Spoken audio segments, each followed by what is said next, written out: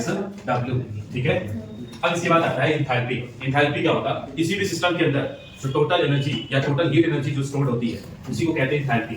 तो मैथमेटिकली इसको हम कहते हैं sum of internal energy plus PV. PV मतलब वर्क डन, ठीक। The sum of internal energy E and pressure volume energy PV is known as enthalpy. Mathematically it is heat content of the system. तो system के अंदर जो heat content present है उसी को हम क्या बोलते हैं? कांस्टेंट प्रेशर, उसी को एंथैल्पी कहते हैं। मतलब कांस्टेंट प्रेशर पे सिस्टम के अंदर जो टोटल एनर्जी है, मतलब एक तो इंटरनल एनर्जी थी उसके पास और साथ में जो आपने उस पे वर्क कर दिया, कॉम्प्रेस किए, तो और एनर्जी उसकी बढ़ेगी कि घटेगी? बढ़ेगी ना। ले भाई जैसे सिस्टम है, देखो भाई मान लीजिए सिस्टम, इसके अंदर गैसेस मॉलिक्यूल्स है, ठीक है। अब इसके अंदर जो टोटल एनर्जी है, सिस्टम में जो टोटल एनर्जी होती है उसको हम क्या बोलते हैं? Internal energy. ध्यान समझ गए। अब इसको मान लो कॉम्प्रेस कर रहे हैं, ठीक। जब कॉम्प्रेस करेंगे तो वर्क डन क्या होगा? ऑन द सिस्टम, ठीक है ना। Work done on the system. तो बताओ इसकी फिर टोटल एनर्जी कितनी हो जाएगी? मतलब टोटल पूरी सिस्टम की एनर्जी क्या हो जाएगी? बढ़ जाएगी ना। वो क्या हो जाएगा? E plus PV. क्योंकि प्रेशर वॉल्यूम का ही तो मतलब प्रेशर वॉल्यूम समझ निकालते हैं ना, तो E is equal to W लिखे, W बराबर हम यहां क्या लिख देंगे? तो पीवी। समझ में आया? बोलो माइनस क्यों नहीं लिखे? क्योंकि हम खुद काम कर रहे हैं सिस्टम पे, इसलिए पीवी। तो sum of internal energy plus PV, इसी को क्या बोलते हैं? एंथैल्पी बोलते हैं, ठीक है। एंथैल्पी की भी हम एग्जैक्ट वैल्यू नहीं पता कर सकते, बल्कि इसका हम क्या आइडेंटिफाई करते हैं? चेंज, ठीक है। तो और एंथैल्पी एक्सटेंसिव प्रॉपर्टी होती है ना, क्योंकि अमाउंट ऑफ मैटर पर डिपेंड करेगा और साथ ही साथ एक ऐसा फंक्शन होता है स्टेट फंक्शन। तो एंथैल्पी की हम एब्सोल्यूट वैल्यू पता नहीं कर सकते, केवल हम चेंज निकाल सकते हैं। और डेल्टा एच बराबर enthalpy final minus enthalpy initial, ठीक है। एंथैल्पी इंक्रीज करती है किसमें ज्यादा होगी? गैस में, लिक्विड में, सॉलिड में। जैसे टोटल इंटरनल एनर्जी किसकी ज्यादा होती है? गैस की, लिक्विड की और उसके बाद सॉलिड की। मतलब इसमें भी सेम ऑर्डर आता है। ये काम की बात है जिसका हमने स्टार पॉइंट बना रखे हैं कि आइडियल गैस के लिए जो एंथैल्पी होती है वो सिर्फ और सिर्फ किस पर डिपेंड होती है? टेंपरेचर पे। तो नेक्स्ट पॉइंट जो है वो है for 1 mole ideal mole atomic gas enthalpy बराबर 5/2 RTO। ये फार्मूला है, इस फार्मूला को आपको क्या करना है? याद करना है। बट परेशान ना होना, फिजिक्स में तुमको ऑटोमेटिक याद हो जाएगा। मतलब वहां पे इतने फार्मूलाज रहेंगे, सबको याद करना ही पड़ेगा।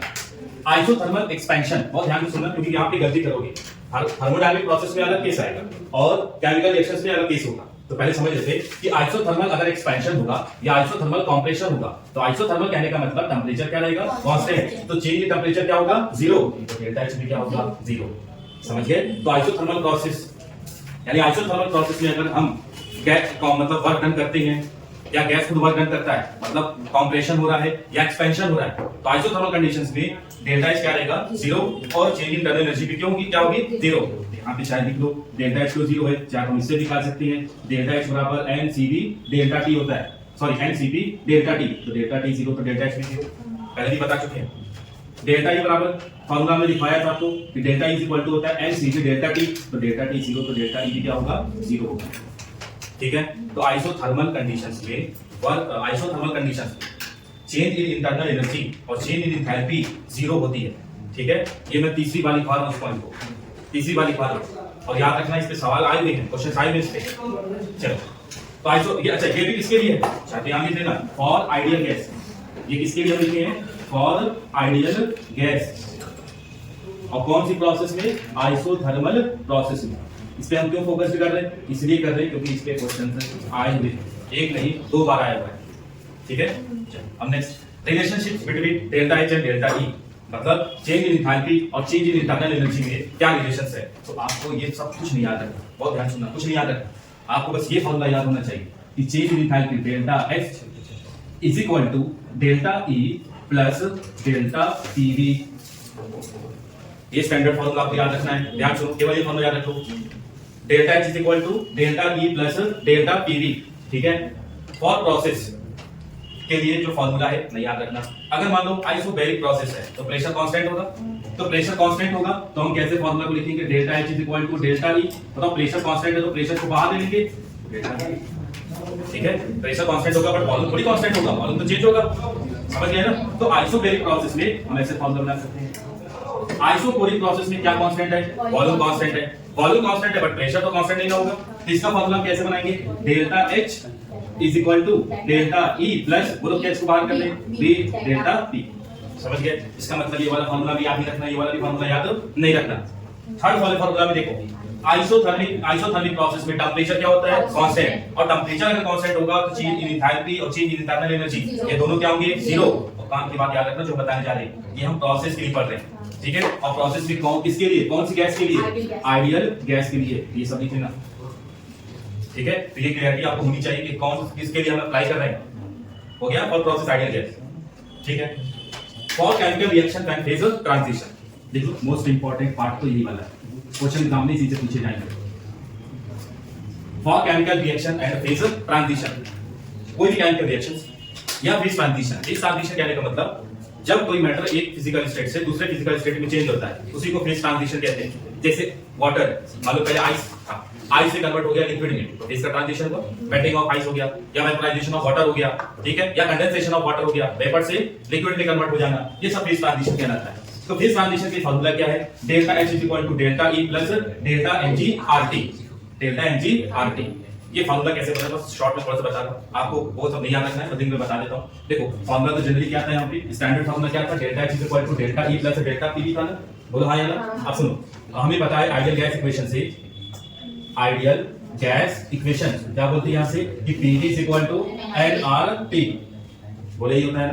बोलिए बोलिए बोलिए, ठीक है? तो Pv इज इक्वल टू क्या होता है? nRT होता है। तो हम यहाँ पे फॉर्मूला में रख दें delta H is equal to delta E plus delta Pv की जगह पे हम क्या रख दें? बोलो भाई, nRT। बोला ऐसे रख सकते हैं ना? रख सकते हैं कि रख सकते हैं?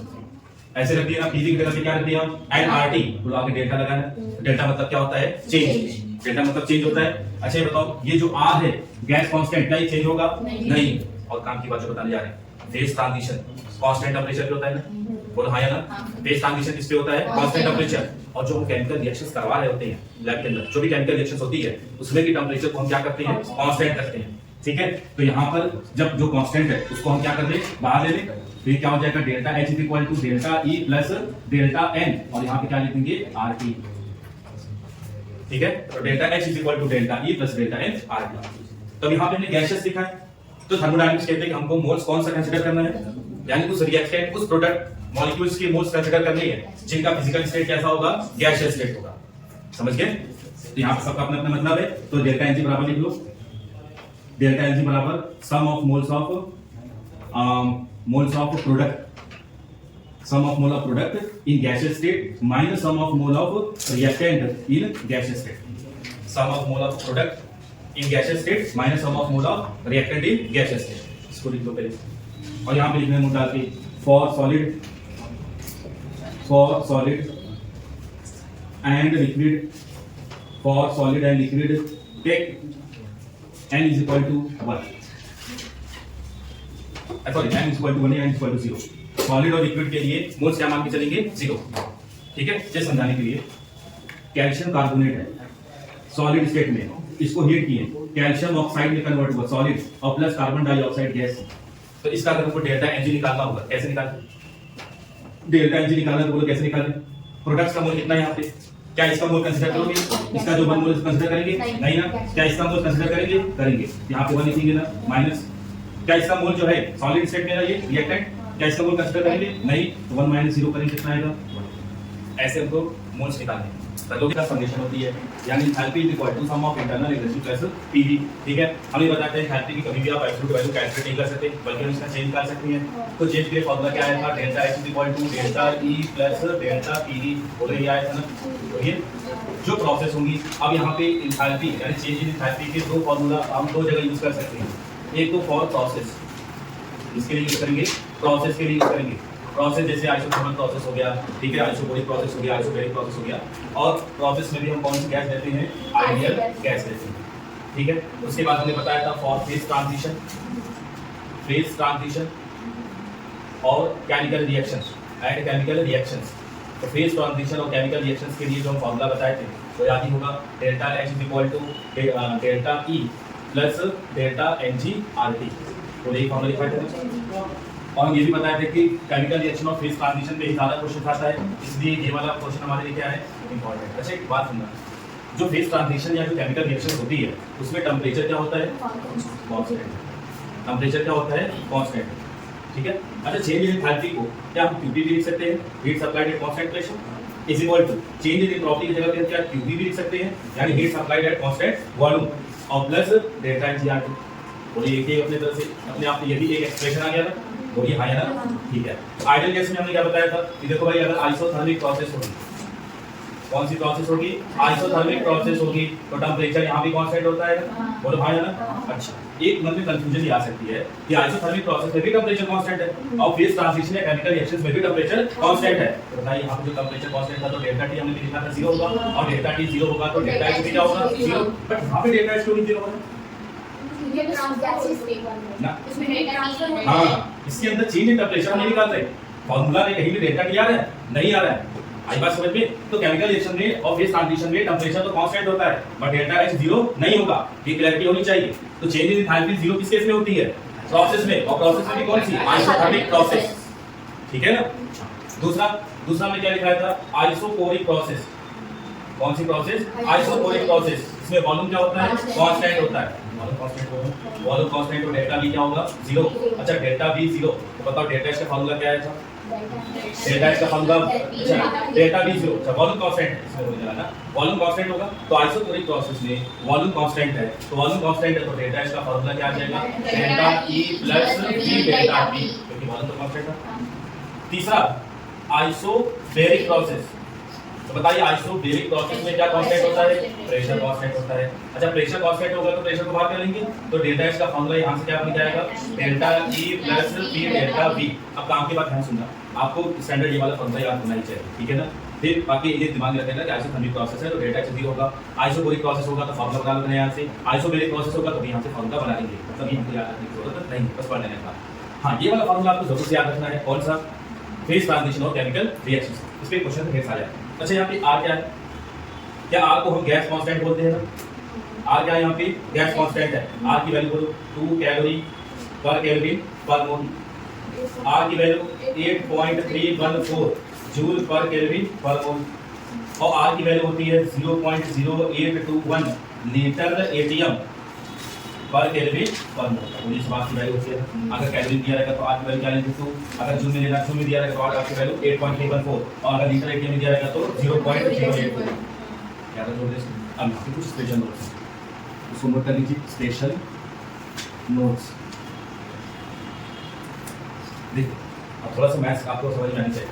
अगर पहला, अगर डेल्टा एनजी की वैल्यू 0 हो जाए, डेल्टा एनजी की वैल्यू क्या हो जाए 0, तो अगर ये पूरा का पूरा टर्म 0 हो जाएगा, 0 मल्टीप्लाई बाय समथिंग 0 आएगा, यहाँ से डेल्टा एच बराबर जाएगा डेल्टा एच। हम यहाँ से लिख सकते हैं कि अगर change in moles in gaseous state 0 आएगा तो delta H is equal to delta. Second, अगर डेल्टा एनजी की value greater than 0, delta N G की वैल्यू ग्रेटर देन 0 तो मतलब कोई ना कोई तो वैल्यूज होगी, वो भी पॉजिटिव होगी, तो बोलो डेल्टा ई प्लस कुछ ना कुछ समथिंग होगा, तो डेल्टा एच की वैल्यू ज्यादा आएगी कि कम आएगी, डेल्टा ई की कंपैरिजन में ज्यादा आएगी, तो हम लिख सकते हैं कि इस केस में delta H will be greater than delta ई।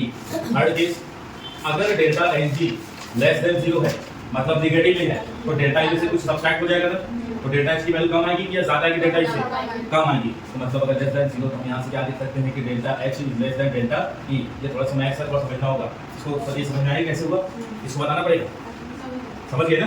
अच्छा जैसे एग्जांपल लेके बता रहे पहला वाला केस का, डेल्टा एनजी अगर 0 होगा तो delta H is equal to delta E के इक्वल होगा ना।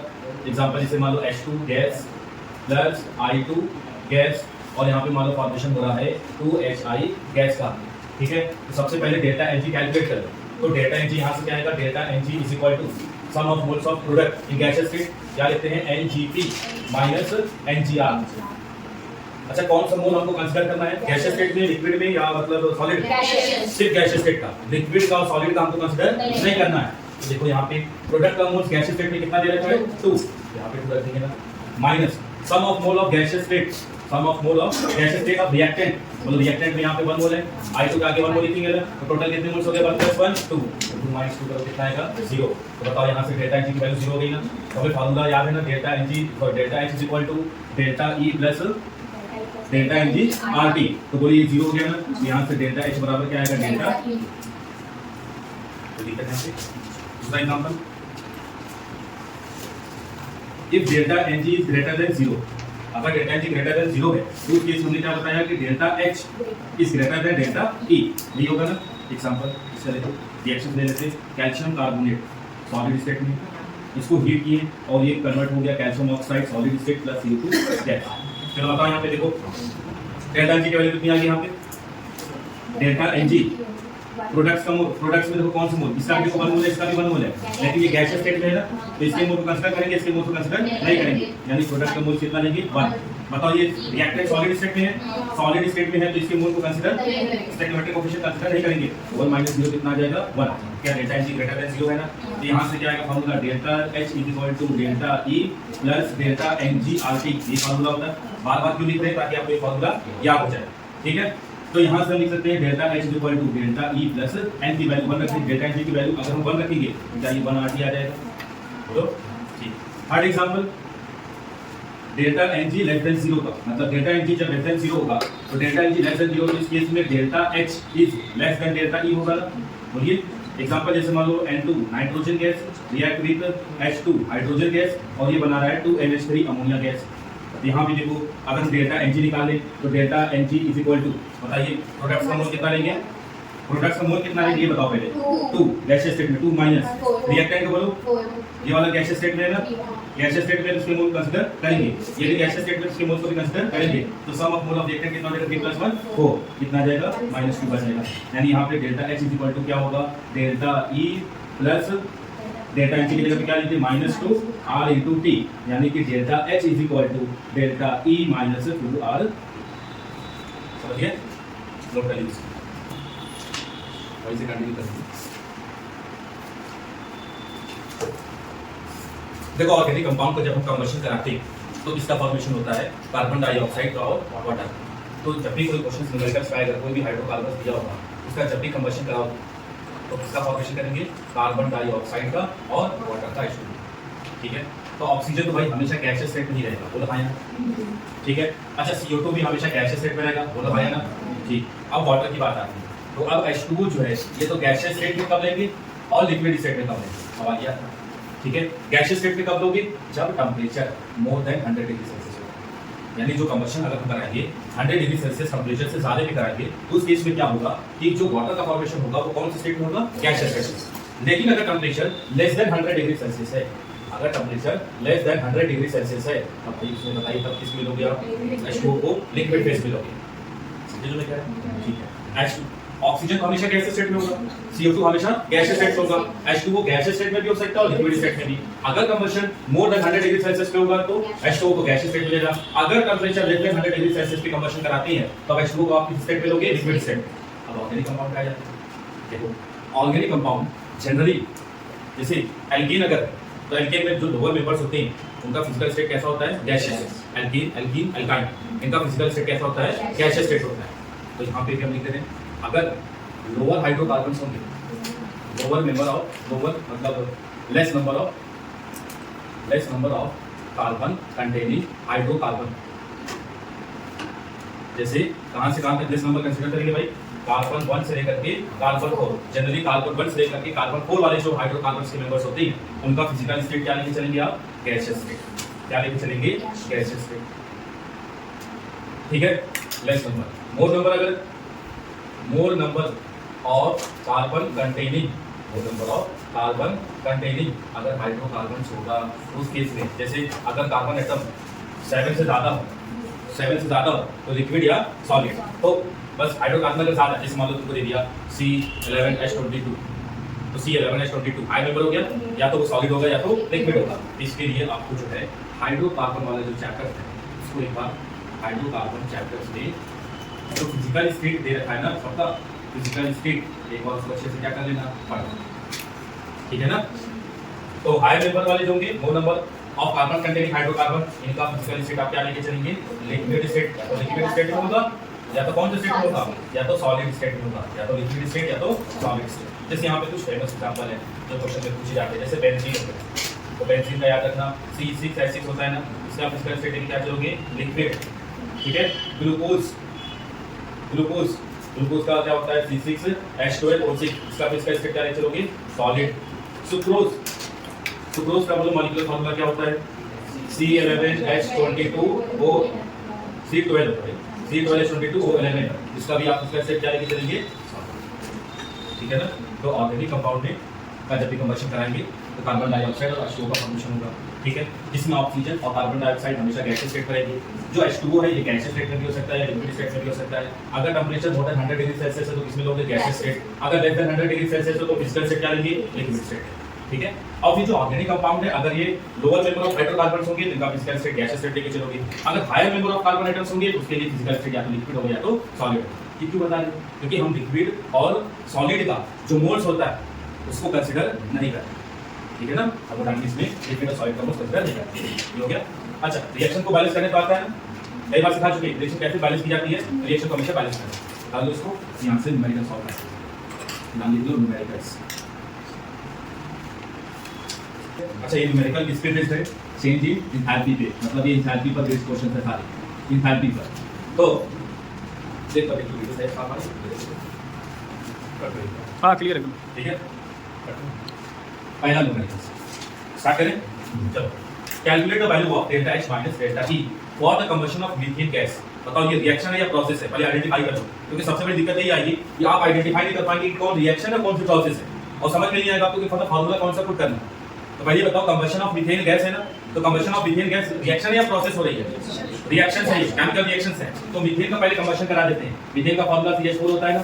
बताओ ये इसे गैसीय स्टेट होगा, ऑक्सीजन के साथ कंबशन कराएंगे तो ऑक्सीजन भी गैसीय स्टेट में होगा, कार्बन डाइऑक्साइड गैसीय स्टेट में होगा और H2O भी बनाएगा। ये सब चेक करना है कि गैसीय स्टेट में होगा या नहीं होगा। बताइए यहाँ पे टेंपरेचर कितना है, 120 डिग्री सेल्सियस, 100 डिग्री सेल्सियस से ज्यादा है ना, इसलिए H2O का भी फिजिकल स्टेट क्या होगा, गैसीय स्टेट। सबसे पहला का स्टेप बाय स्टेप बताओ, पहले जो इसका कंबशन कराएगा उसकी रिएक्शन लिख लेना, उसके बाद बैलेंस कर दो। 1 कार्बन है 1 कार्बन है, 4 हाइड्रोजन 2 हाइड्रोजन, आगे कितना लगा दें 2, तो 2 और 2 कितने हो गए, 4 ऑक्सीजन और यहाँ पे 2 है, तो आगे कितना लगा दें 2। सबसे पहले उसके बाद बैलेंस करने के बाद फट से क्या निकाल दो, delta H sum of moles of product in गैसीय स्टेट 1 + 2 कितना हो जाएगा 3 minus sum of mole of product in reactant side 2 + 1 कितना होगा 3, तो डेल्टा H की वैल्यू कितनी आ जाएगी 0। अब फॉर्मूला देखो, डेल्टा H पूछा था ना, calculate the value of delta H minus delta E, इसकी वैल्यू पूछा था ना। अच्छा एक बात बताओ, डेल्टा H केमिकल रिएक्शंस के लिए डेल्टा H का फार्मूला क्या होता है, delta H = delta E plus delta Ng RT। अच्छा डेल्टा E को हम यहां लेके जाएंगे तो क्या हो जाएगा, delta H minus delta E होगा ना, और इक्वल टू क्या ये डेल्टा Ng RT होगा। बोलो डेल्टा Ng की वैल्यू यहां से कितनी आ गई 0, तो डेल्टा Ng की वैल्यू 0 रखेंगे तो ये पूरी की पूरी वैल्यू कितनी आएगी 0, यानी delta H minus delta E = 0। ठीक है। सेकंड क्वेश्चन अभी तो रुक जाओ, second question, calculate the value of delta H for the reaction. तुमको किसकी वैल्यू निकालनी है, डेल्टा H की वैल्यू निकालनी है आपको। अब सबसे पहले रिएक्शन देखो, गैसीय स्टेट गैसीय स्टेट गैसीय स्टेट, नाइट्रोजन हाइड्रोजन के साथ रिएक्ट करके मुझे बनाना। अच्छा चीज है, टेंपरेचर कितना दिया 27 degree Celsius, if value of delta E कितना, डेल्टा की वैल्यू कितनी दी देखो, डेल्टा E की वैल्यू कितनी दी है -90 किलो जूल, तो डेल्टा E की वैल्यू हमारे पास -90 किलो जूल दे रही थी, ठीक है। सबसे पहले तो आप डेल्टा Ng निकाल लो रिएक्शन के लिए, डेल्टा Ng तो देखो यहाँ पे रिएक्टेंट का मोल कितना total 2 minus sum of mole of product in गैसीय स्टेट 1 + 3 कितना होगा, हां रिएक्टेंट का, तो प्रोडक्ट का मोल्स माइनस रिएक्टेंट का करेंगे तो प्रोडक्ट्स का 2 है, रिएक्टेंट का कितना हो जाएगा 4, कितना जाएगा यहां से -2 आ जाएगा। अब फार्मूला याद है, डेल्टा H = क्या होता है, delta E plus delta Ng RT होता है, ठीक है। डेल्टा E की वैल्यू कितनी दी है -90, सुनो यहां पे बहुत मत करो, -90 किसमें दे रखा है ये आपको किलो जूल में, अभी रुक जाओ नोट मत करना, पहले बता रहे हैं। डेल्टा H की वैल्यू कितनी रखी है -2, ब्रैकेट में क्लोज कर लो ताकि साइन गलती ना हो, इनटू R की वैल्यू कौन सी रखें, जूल में रखेंगे या कि मतलब कैलोरी में या लीटर लीटर में, जूल में, जूल में रखेंगे तो 8.314 जूल आएगा ना, बट यहाँ पे तुमको किसकी वैल्यू दे रखी है किलो जूल, तो जूल को किलो जूल में कन्वर्ट कर लेना, किलो जूल में कन्वर्ट करने के लिए 1000 से क्या कर देना डिवाइड हो गया। अच्छा टेंपरेचर कितना दिया है आपको क्वेश्चन में 27 डिग्री सेल्सियस, तो कैलोरी में बोलो कितना आएगा 300, तो इनटू कर देना 300, इसको सॉल्व करेंगे, तो सॉल्व करना जो भी आंसर आएगा लिख देना -90 और ये माइनस प्लस माइनस क्या होगा -2 * 8.314 अपॉन 10 इनटू ये डबल कैंसिल हो जाएगा, जो भी तुम्हारा आंसर आएगा बोलो किसमें आएगा किलो जूल में आएगा। ये बस आपको सिखाना है, कैलकुलेशन नहीं, आपको समझ में आएगा कैसे करना है, बोलो आया ना यार, बोल दिया क्वेश्चन ध्यान से पढ़ो, क्या लिखा है, एक हीट रिलीज्ड, क्या लिखा है यहाँ पे heat released in combustion of isobutane at constant volume, बोलो at constant volume heat released को हम क्या लिखेंगे क्यूबी से लिखेंगे ना, बोलिए हाँ या ना। अच्छा रिलीज है तो मतलब ये नेगेटिव साइन आएगा, बोलो हाँ या ना। कितना दे रखा है 200 किलो कैलोरी पर मोल, यहाँ पे -200 किलो कैलोरी पर मोल, पर मोल भी दिया है then calculate heat of combustion at constant pressure. Heat of combustion at constant pressure पूछा है, इसका मतलब तुम्हें QP की वैल्यू पूछा हुआ है। तो heat of combustion at constant pressure का मतलब QP की इक्वल होता है और heat of combustion at constant वालों QP हो जाएगा। तो तुमको क्वेश्चन में दिया है कि heat release in combustion of isobutane at constant वालों मतलब QB दे रखा है। अब बताओ QB यहां से किसके इक्वल होता है? डेल्टा E के, और QP किसके इक्वल होता है? डेल्टा H के। और क्या दिया है? एट कितना टेंपरेचर दे रखा है? 1000 केल्विन। तो टेंपरेचर कितना रख लोगे? 1000 केल्विन। ठीक है। फॉर्मूला क्या होता है? Delta H is equal to delta E plus delta Ng RT। बोलो कंबशन किसका करा रहा है? ब्यूटेन का ना, आइसोब्यूटेन का। C4H molecular formula. ऑक्सीजन हमेशा गैसियस स्टेट में होगा। अच्छा बताओ ब्यूटेन का फिजिकल स्टेट क्या होगा? गैसियस। अरे गैसियस होगा ना, कौन सा लेके बोलता है गैसियस होते हैं। अच्छा जब कंबशन कराएंगे इसका फॉर्मेशन होगा CO2 या हमेशा गैसियस स्टेट H2O। बताओ H2O का फिजिकल स्टेट क्या होगा? टेंपरेचर कितना दिया है भाई? 1000 केल्विन। गैसियस होगा ना, तो गैसियस स्टेट होगा। तो टेंपरेचर अगर ग्रेटर देन 100 डिग्री सेल्सियस या 373 केल्विन से ज्यादा होगा तो H2O का फिजिकल स्टेट क्या होगा? गैसियस स्टेट होगा। तो यहाँ 4 कार्बन है, यहाँ 1 कार्बन है, तो आगे कितना लगा दें? 4। यहाँ कितने हाइड्रोजन है? 10। यहाँ पे कितने हैं? 5। तो बोलो आगे कितना लगा दें? पहले तो मोनिटर 5 होता है। 4 कार्बन 10 हाइड्रोजन, यहाँ पे 5 लगा देंगे, 10 हाइड्रोजन। कितना ऑक्सीजन होगा? 4 2 8 हो गए। 8 5 कितना हो जाएगा? 30। यहाँ पे कितना लगा देंगे हम? 13/2।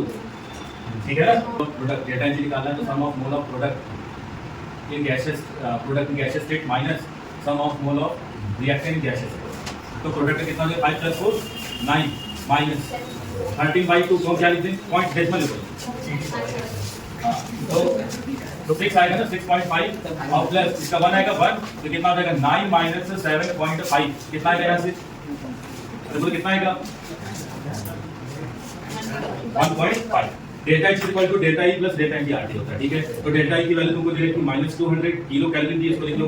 प्लस डेल्टा Ng की वैल्यू कितनी आ जाएगी? 3/2। R की वैल्यू कितनी रखेंगे? 2 कैलोरी। तो किलो कैलोरी में करना है तो 1000 से क्या कर देंगे? डिवाइड। और टेंपरेचर कितना दे रखा है अपने पास? 1000 दे रखा है। तो सॉल्व कर लोगे ना, ये 1000 से 1000 कैंसिल हो जाएगा, ये 2 से 2 कैंसिल हो जाएगा, -200 प्लस 3 तो कितना आएगा? -197। आंसर बोलो किलो कैलोरी में आएगा, कैलोरी में आएगा? आओ वाली हो। फोर्थ क्वेश्चन कह रहे हैं heat of combustion of benzene. इसका कंबशन करा रहा है बेंजीन का। तो सबसे पहले बेंजीन का फार्मूला लिख लो, C6H6। अच्छा बेंजीन का फिजिकल स्टेट क्या होता है? लिक्विड।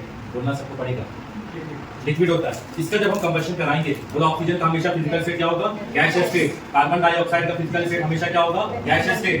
अब H2O है, अब H2O का फिजिकल स्टेट तो हम बता नहीं सकते ना जब तक टेंपरेचर ही पता हो। तो कह रहे हैं heat of combustion of benzene in bomb calorimeter. अच्छा बॉम्ब कैलोरीमीटर क्या है? क्लोज सिस्टम होता है ना। तो बॉम्ब कैलोरीमीटर के अंदर वॉल्यूम क्या होगा? कांस्टेंट। अच्छा वॉल्यूम कांस्टेंट है तो मतलब तुमको किसकी वैल्यू दे रखी है? QB की वैल्यू दे रखी है ना। और QB की वैल्यू कितनी दे रखी है? 100 किलो जूल पर मोल। देखो इसको टेंपरेचर कितना दे रखा है क्वेश्चन में? 27 डिग्री सेल्सियस। अच्छा ये लेस देन 100 डिग्री सेल्सियस है, इसका मतलब H2O का फिजिकल स्टेट क्या होगा?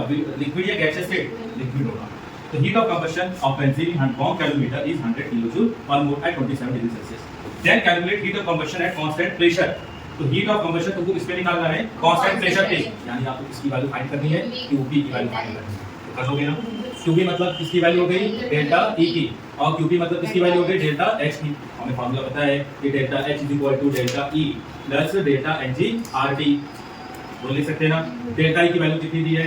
100 किलो जूल में दे रखा है, इस बात को ध्यान रखना। प्लस डेल्टा Ng निकाल सकते हैं ना। बोलो डेल्टा Ng बराबर हम क्या लिखेंगे? Sum of mole of product in gaseous state. तो गैसियस स्टेट में तो H2O का तो मोल कंसीडर नहीं करेंगे।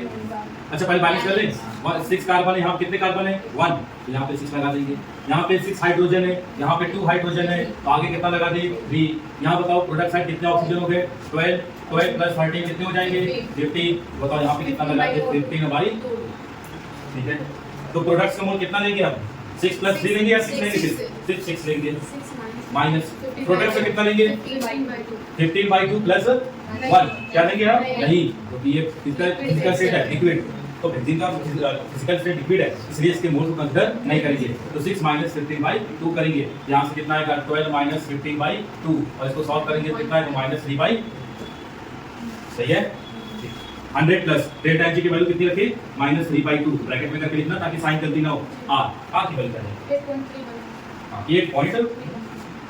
8.314 जूल में। क्यों जूल में ले रहे हैं? क्योंकि जूल में दिया है, बट यहाँ पे तो किलो जूल दे रखा है। तो ये जूल में तुम लिखे हो, किलो जूल में कन्वर्ट करना है, 1000 से क्या कर देंगे, डिवाइड कर देंगे, इनटू टेंपरेचर, बोलते टेंपरेचर 27 रखेंगे, नहीं केल्विन रखेंगे, तो कितना आएगा 300 केल्विन। सॉल्व करोगे तो 100 माइनस 3/2 इनटू 8.314 अपॉन 10, ये 2 0 से 2 0 कैंसिल हो जाएंगे, इनटू 3, जो सॉल्व करोगे तुम्हारा क्या आएगा आंसर। ठीक है, और आंसर किसमें आएगा, किलो कैलोरी में आएगा, जूल में आएगा, जूल में आएगा, बोलो किलो जूल में आएगा, जो भी आंसर आएगा वो किलो जूल पर मोल में। ठीक है, पैटर्न नोट करो।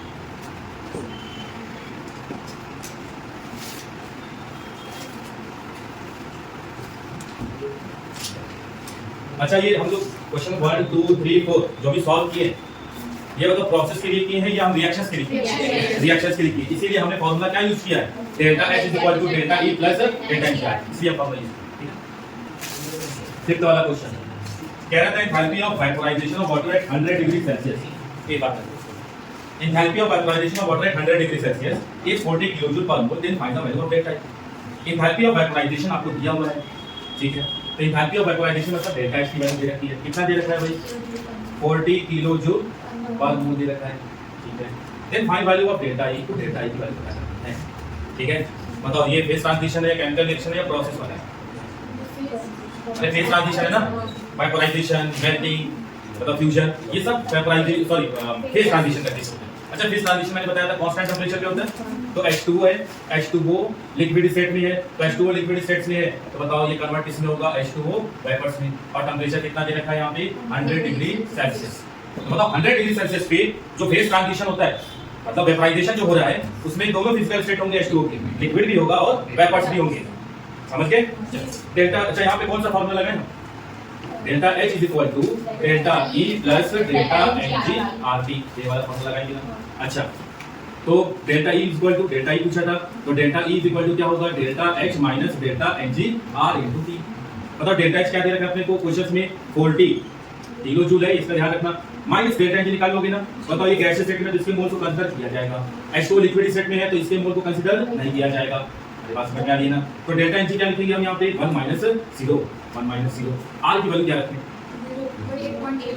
हाँ जूल में है, तो पहले हम लिख रहे 8.314 जूल है, तो किलो जूल में करना है तो 1000 से डिवाइड कर देंगे, आर की वैल्यू होगी, टेंपरेचर कितना दिया क्वेश्चन में 100 डिग्री सेल्सियस, 100 डिग्री मतलब 373 केल्विन, यहाँ पे 373 केल्विन रख देना, यहाँ आ जाएगा 40 माइनस 1 से मल्टीप्लाई कर देना, 1 into 8.314 अपॉन 1000 into 373, सॉल्व करना, जो आएगा तुम्हारा आंसर आएगा, इसमें आएगा किलो जूल में आएगा, किलो जूल पर मोल।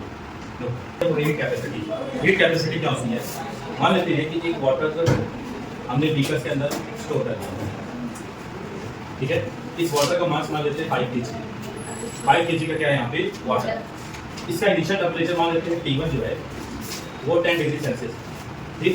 अब इसको हमने क्या किया, हीट सप्लाई करना शुरू कर दिया, जब इसको हम हीट सप्लाई करेंगे तो धीरे धीरे इसका टेंपरेचर बढ़ेगा, मान लेते हैं T1 10 डिग्री सेल्सियस से T2 जो है 11 डिग्री सेल्सियस, मतलब कितना टेंपरेचर यहाँ पे चेंज हुआ, 1 डिग्री सेल्सियस, मतलब कितना डिग्री सेल्सियस टेंपरेचर में बढ़ाया, 1 डिग्री, यानी total amount of substance, total amount of substance का 1 डिग्री सेल्सियस टेंपरेचर बढ़ाने के लिए जो हम हीट एनर्जी को सप्लाई करेंगे वही क्या कहलाता है, हीट कैपेसिटी, समझ में आएगा। अगर मास हम और भी ज्यादा बढ़ा देंगे तो बोलो 1 डिग्री सेल्सियस टेंपरेचर बढ़ाने के लिए क्या हमको हीट एनर्जी और भी ज्यादा लगानी पड़ेगी, हाँ या ना बोलो, अरे इसका अगर हम मास और ज्यादा बढ़ा दें 5 kg से 50 kg कर दें और 1 डिग्री सेल्सियस टेंपरेचर राइज कराना है तो क्या हमको हीट एनर्जी और भी ज्यादा देनी पड़ेगी, वो भी आएगा ना, अरे पूरे 50 kg मास का हमको 1 डिग्री सेल्सियस टेंपरेचर बढ़ाने के लिए और भी ज्यादा एनर्जी देनी पड़ेगी, मतलब जैसे जैसे अमाउंट ऑफ मैटर बढ़ता जाएगा हमको हीट एनर्जी और भी ज्यादा देनी पड़ेगी 1 डिग्री सेल्सियस बढ़ाने के लिए, इसलिए हम कह सकते हैं कि हीट कैपेसिटी एक ऐसी प्रॉपर्टी होती है, एक्सटेंसिव प्रॉपर्टी। अभी हमने दो बात सीखी है, हीट कैपेसिटी क्या होता है और हीट कैपेसिटी कौन सी प्रॉपर्टी होती है। तो हीट कैपेसिटी क्या है कि amount, total amount of substance का 1 डिग्री सेल्सियस टेंपरेचर बढ़ाने के लिए जो हम अमाउंट ऑफ हीट एनर्जी देते हैं उसी को क्या बोलते हैं, हीट कैपेसिटी बोलते हैं। हीट कैपेसिटी दो टाइप्स की होती है, एक होती है मोलर हीट कैपेसिटी और दूसरी होती है specific heat capacity. Molar heat capacity में हम यूनिट मोल यानी एक मोल, 1 मोल का कितने का, 1 मोल का 1 डिग्री सेल्सियस टेंपरेचर बढ़ाने के लिए जो हम हीट एनर्जी देंगे उसे क्या बोलेंगे, मोलर हीट कैपेसिटी। क्या मोलर हीट कैपेसिटी में 1 मोल फिक्स कर दिए, तो ये मोलर हीट कैपेसिटी में 1 मोल फिक्स कर दिए, तो बताइए मोलर हीट कैपेसिटी कैसी प्रॉपर्टी होगी, इंटेंसिव प्रॉपर्टी होगी। पहले भी पढ़ चुके हैं इंटेंसिव और एक्सटेंसिव प्रॉपर्टी। हम क्या देंगे भाई, पहले हम 5 kg का मास था वाटर का, उसका 1 डिग्री सेल्सियस टेंपरेचर बढ़ा लेते हैं, तो जो मोलर हीट कैपेसिटी तो वो मान लेते हैं x, ठीक है। अब हमने 5 kg से 1000 kg कर दिया इसका मास, 1 डिग्री सेल्सियस का प्रेशर बढ़ाना है, वो तो मोलर हीट कैपेसिटी तो हमेशा यूनिट मोल यानी 1 मोल के लिए निकालेंगे, तो मोलर हीट कैपेसिटी तो फिक्स हो चुकी होगी। तो molar heat capacity amount of substance पे क्या डिपेंड करेगी, तो चाहे 5 kg का मास हो चाहे 1000 kg का मास हो, दोनों ही केस में मोलर हीट कैपेसिटी हमेशा सेम रहेगी, ठीक। दूसरा स्पेसिफिक हीट कैपेसिटी क्या होती है, यूनिट मास, ठीक है, यूनिट मास यानी 1 ग्राम या 1 किलोग्राम या 1 टन, ठीक है, हमेशा यूनिट मास लेना है। तो यूनिट मास का 1 डिग्री सेल्सियस टेंपरेचर बढ़ाने के लिए जो हम हीट एनर्जी सप्लाई करेंगे उसे क्या बोलेंगे, स्पेसिफिक हीट कैपेसिटी। और स्पेसिफिक हीट कैपेसिटी में यूनिट मास फिक्स हो चुका है ना, तो यूनिट मास फिक्स हो चुका है तो ये भी कौन सी प्रॉपर्टी होगी, इंटेंसिटी प्रॉपर्टी। फिर से हीट कैपेसिटी क्या होती है, टोटल अमाउंट ऑफ मैटर या टोटल अमाउंट ऑफ सब्सटेंस का 1 डिग्री सेल्सियस टेंपरेचर राइज करने के लिए जो हीट एनर्जी सप्लाई करेंगे उसे क्या कहेंगे, heat capacity. Heat capacity amount of substance पर डिपेंड करेगा, इसलिए हीट कैपेसिटी कौन सी प्रॉपर्टी है, एक्सटेंसिव। मोलर हीट कैपेसिटी में यूनिट मोल का 1 डिग्री सेल्सियस टेंपरेचर बढ़ाने के लिए जो हीट एनर्जी सप्लाई करेंगे उसे बोलेंगे मोलर हीट कैपेसिटी, और यूनिट मास का 1 डिग्री सेल्सियस टेंपरेचर राइज करने के लिए जो हम हीट एनर्जी सप्लाई करेंगे उसे क्या बोलेंगे, specific heat capacity. Molar heat capacity, specific heat capacity कैसी प्रॉपर्टी होगी, इंटेंसिटी। अब आते हैं यूनिट्स पे, क्योंकि एग्जाम में तुमको मोलर हीट कैपेसिटी या स्पेसिफिक हीट कैपेसिटी करके कुछ भी मेंशन नहीं करेगा, वो आपको यूनिट देके पहचानना होगा कि वो मोलर हीट कैपेसिटी की बात कर रहा है या तो स्पेसिफिक हीट कैपेसिटी की बात कर रहा है। तो कैसे पहचानेंगे, यूनिट देके पहचानना है कि वो मोलर हीट कैपेसिटी है या स्पेसिफिक हीट कैपेसिटी है या वो हीट कैपेसिटी सिंपल दे रखा है। और देखो यहाँ पे तो हीट कैपेसिटी को हम क्या लिख सकते हैं, हीट अपॉन डेल्टा टी, मतलब heat required upon rise in temperature. अब काम की बात, इसकी एसआई यूनिट क्या होती है, हीट की जूल, और टेंपरेचर की एसआई यूनिट क्या होती है, केल्विन। एसआई यूनिट क्या हो जाएगी, जूल पर केल्विन। अदर यूनिट्स क्या हो सकती है भाई, हीट की यूनिट बहुत सारी होती है, जूल होता है, टेंपरेचर की यूनिट केल्विन सेल्सियस भी होती है, जूल पर डिग्री सेल्सियस भी लिख सकते हैं, कैलोरी पर केल्विन भी लिख सकते हैं, कैलोरी पर डिग्री सेल्सियस भी लिख सकते हैं, किलो कैलोरी पर केल्विन भी लिख सकते हैं, किलो जूल पर डिग्री सेल्सियस, किलो जूल पर केल्विन कुछ भी हो सकती है। लेकिन हमेशा याद रखना कि अगर एक हीट की यूनिट हो और दूसरा किसकी यूनिट हो, टेंपरेचर की, इसका मतलब वो किसकी बात कर रहा है, हीट कैपेसिटी की। लेकिन अगर उसमें उस यूनिट से मोल आ जाए तो समझ जाना मोलर हीट कैपेसिटी, और मास आ जाए तो समझ जाना स्पेसिफिक हीट कैपेसिटी। अच्छा, इसकी एसआई निकाल सकते हैं ना, क्यू किसको रिप्रेजेंट करेगा, हीट। एसआई पहले बताओ, जूल लिखेंगे, पर मोल लिखेंगे और पर केल्विन, यहाँ ये मोलर हीट कैपेसिटी है ना, क्योंकि इसमें मोल आ गया। अच्छा, अदर यूनिट्स में क्या हो सकता है, जूल पर मोल पर डिग्री सेल्सियस, कैलोरी पर मोल पर केल्विन, ये तो सकता है ना। पहचान लोगे ना, अगर मोल आ गया तो कौन सी capacity, molar heat capacity. Specific heat capacity की एसआई क्या होगी, जूल पर केजी और पर केल्विन। क्या इसमें मास की एसआई निकालेगा, अगर मास की यूनिट आ गई तो कौन सी, किसके बारे में बात कर रहा होगा, specific heat capacity. Other units में क्या होगा, जूल पर ग्राम पर केल्विन तो लिख सकते हैं, ठीक है, कैलोरी पर ग्राम पर डिग्री सेल्सियस भी लिख सकते हैं, कैलोरी पर केजी पर केल्विन भी लिख सकते हैं। बहुत सारी यूनिट्स हो सकती है, पर कैसे पहचानोगे कौन स्पेसिफिक हीट कैपेसिटी की है और कौन सी मोलर हीट कैपेसिटी की है। अगर मोल आ गया मोलर हीट कैपेसिटी, और अगर मास की यूनिट आ गई तो स्पेसिफिक हीट कैपेसिटी। अगर दोनों की यूनिट नहीं आई तब कौन सी, समझ गए। कैलोरी, कैलोरी क्या होती है, अगर तुम जो भी पैकेट वाले फूड्स खाते हो, जैसे बिस्किट हो गया, ठीक है, बिस्किट हो गया, नमकीन हो गई, चिप्स हो गए, ठीक है, चॉकलेट्स हो गए, उनके पीछे देखोगे तो वहां पे कैलोरीज में लिखा होगा। तो एक्चुअली कैलोरी है क्या, कैलोरी है क्या, ये एनर्जी की यूनिट सी जो है, इसको डिफाइन कैसे करती है, amount of heat required to this temperature of 1 gram of water. Water का कितना मास होगा, 1 ग्राम, तो 1 ग्राम ऑफ वाटर का 1 डिग्री सेल्सियस टेंपरेचर राइज करने के लिए जो हम हीट एनर्जी देंगे उसे क्या बोलेंगे, कैलोरी, ठीक है ना। यानी 1 ग्राम वाटर का कितना टेंपरेचर राइज करना है, 1 डिग्री सेल्सियस, कितने से कितने, 14.5 से 15.5, उसी को क्या कह देंगे, कैलोरी, ठीक है। तो हम क्या यहाँ पे कैपिटल सी लिखे, बोला है कैपिटल सी बराबर क्या लिखें, Q upon delta T. Constant pressure पूछा है तो यहाँ पे कांस्टेंट प्रेशर होगा, मतलब Q को हम क्या लिख सकते हैं, QP, और ये डेल्टा टी, QP मतलब ये supplied at constant pressure, delta H equal होता है ना, delta H upon delta T. बताओ यहाँ से डेल्टा H बराबर क्या हो जाएगा, Cp multiplied by delta T. बोला है ना, यहाँ पे ये कैपिटल Cp किसके इक्वल है, ये मोलर हीट कैपेसिटी है कि हीट कैपेसिटी है कि स्पेसिफिक हीट कैपेसिटी है, हाँ ये है heat capacity at constant pressure, ठीक है। कांस्टेंट वॉल्यूम निकाल रहे हैं तो कांस्टेंट वॉल्यूम के लिए हम हीट कैपेसिटी को कैसे लिखेंगे, Cv is equal to Q upon delta T। तो कांस्टेंट वॉल्यूम पे निकालना तो यहाँ पे भी लिख दे वॉल्यूम, तो कांस्टेंट वॉल्यूम पे मतलब QV आएगा ना, QV अपॉन डेल्टा T। और हमें पता है कि heat supplied at constant volume यानी QV किसके इक्वल होता है, डेल्टा E के, delta E by delta T। तो यहाँ से delta E is equal to कितना आएगा, Cp इनटू, यहाँ पे Cv किसके बराबर है, अच्छा ये Cv किसके इक्वल होगा, और ये किसको बोलते हैं? Heat capacity at constant volume. ठीक है, molar heat capacity constant pressure निकालते हैं एट कांस्टेंट प्रेशर। ठीक, molar heat capacity at constant pressure को क्या हम ऐसे लिखते हैं? Cm की ब्रैकेट क्लोज करके लिख देते हैं। ये क्या रिप्रेजेंट करता है? Molar heat capacity at constant pressure is equal to Q upon N into delta T। क्या हम एट कांस्टेंट प्रेशर निकालेंगे? बताओ ये QT की जगह पे ये QT होगा ना, QP upon N into delta T होगा। QP किसके बराबर होगा? Delta H upon N into delta T। यहाँ से डेल्टा H बराबर क्या आएगा? बोलो, N इनटू Cm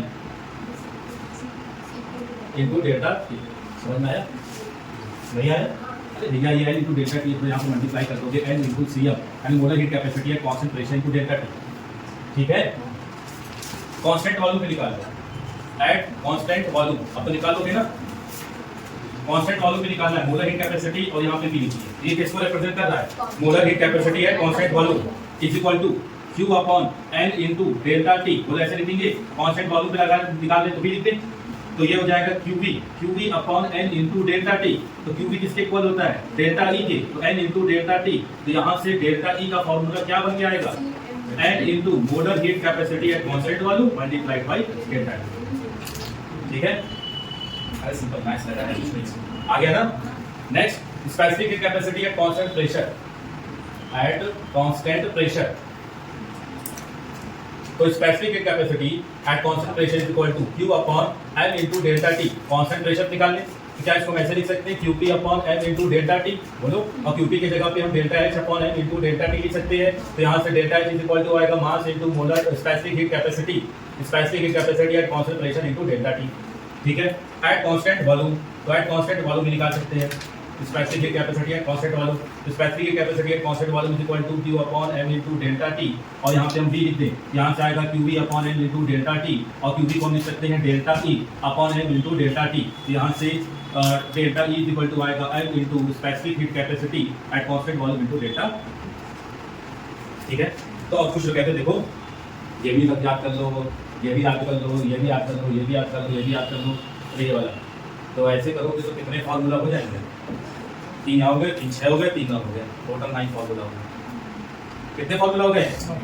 9 फार्मूला हो गए। चलिए हम कहते हैं कि फार्मूला याद रखो। हीट कैपेसिटी वाला याद है, मोलर हीट कैपेसिटी वाला बन जाएगा, बोल लिखोगे नीचे, और स्पेसिफिक हीट कैपेसिटी वाला बन जाएगा, नीचे क्या लिखोगे?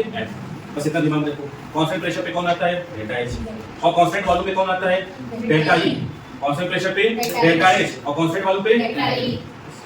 देखो जैसे मान लो तुमसे कह दिया कि बताओ molar heat capacity at constant volume is equal to जो क्यू है उसकी जगह पे क्या लेते हैं हम? Delta E upon N into delta ऐसे लिखते हैं। ठीक है, तो यहाँ से डेल्टा E इक्वल टू क्या हो जाएगा? N into Cm into delta T। समझ गए? ठीक हो जाएगा। मान तुमसे कह दिया specific heat capacity at constant volume कैसे लिखोगे? तुम्हें पता है कि specific heat capacity is equal to Q upon M into delta T होता है। तुमसे क्या पूछे? कांस्टेंट वॉल्यूम, यहाँ पे QV लिखोगे, QV मतलब delta E upon M into delta T। ठीक है, अच्छा कांस्टेंट वॉल्यूम पे पूछा स्पेसिफिक हीट कैपेसिटी, तो ये कांस्टेंट वॉल्यूम कैसे लिखोगे? तो मल्टीप्लाई करो तो आ जाएगा। मैं इसलिए बता रहा हूँ ताकि तुमको याद हो जाए, तरीका समझ में आ जाए कि कैसे करना है, फॉर्मूला याद नहीं रखना है। अगर तुमसे कह दिया कि heat capacity at constant pressure, heat capacity at constant pressure, तो पहले हीट कैपेसिटी का फॉर्मूला लिख लो। Heat capacity is equal to Q upon delta T। अब तुमसे पूछा heat capacity at constant pressure, तो यहाँ पे हम P लिख दें। ये heat capacity at constant pressure हो गया। बताओ ये QP हो जाएगा ना। अब QP किसके बराबर होता है? Delta H upon delta T। Formula हो गया, जो वैल्यू दी रहेगी उसको निकाल लेना। मान तुमसे क्या दिया? Specific heat capacity at constant volume. Specific heat capacity at constant volume. Specific heat capacity को हम CS लिखते हैं ना, और स्पेसिफिक हीट कैपेसिटी का जो पहला वाला फॉर्मूला था Q upon M into delta T। तुमसे पूछा specific heat capacity at constant volume, जी लगा दीजिए। तो बताओ यहाँ से QV आ जाएगा, और QV मतलब delta E upon M into delta T। आगे समझ के कैसे करना है? मान लो कहते हैं molar heat capacity at constant pressure, तो मोलर हीट कैपेसिटी का फॉर्मूला याद है ना? Q upon M into delta T। Eight constant pressure पूछा है, तो कांस्टेंट प्रेशर के लिए यहाँ पे हम क्या लगा दें? P। ये QP हो जाएगा, QP बराबर किसके होता है? Delta H upon N into delta T। तो वही कह रहे हैं, बस ये वाला फॉर्मूला याद रखो। तो फिर से सुनो, हीट कैपेसिटी का formula Q upon delta T।